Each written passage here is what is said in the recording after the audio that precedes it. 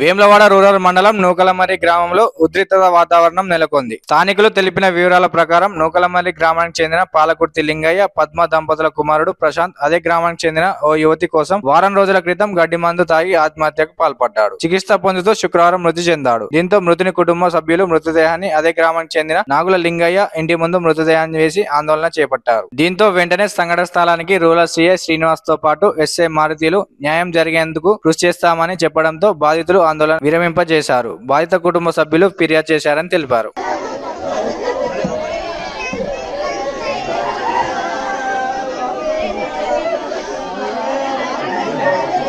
మొన్న 9వ తారీఖు 3 నెలలు అవుతుంది. వీళ్ళ చెల్లె చనిపోయింది.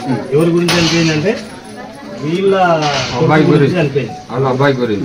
సో ఈయన కూడా ఈరోజు ఎవరి గురించి చనిపోయింది అంటే వీళ్ళ బిడ్డ గురించి.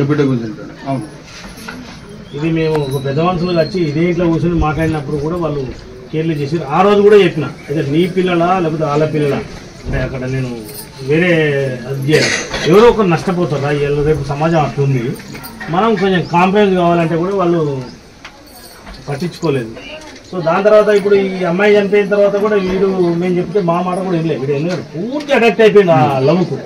అడక్ట్ అయిపోయి సొంత చెల్లె చచ్చిపోతే కూడా మమ్మల్ని పట్టించుకోలేడు. వీడి సొంత చెల్లె పట్టించుకొని మేమందరం బాబాయిలు ఉన్నాము, పెద్దబాబులు ఉన్నాం, వీళ్ళందరూ చెప్తే కూడా వీడు ఏ ఒక్క రోజు కూడా మా మాట ఆడు అనుకున్నట్టు చనిపోవడానికి కారణం ఈ కుటుంబం. 100% ఖచ్చితంగా మీకు పరిగణలో తీసుకోవాలి. తీసుకుంటాం. అమ్మాయి అందరి మేము జైలు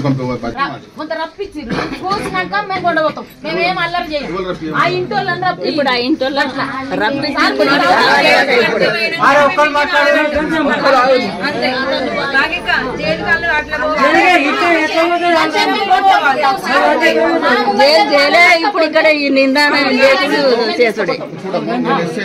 సిఐ గారు వచ్చి మేము ఇంత మంది కూడా హామీ ఇస్తున్నాం. రేపు పొద్దున మేము పట్టుకొచ్చి వస్తాం, అది నైట్ పట్టుకొస్తాం.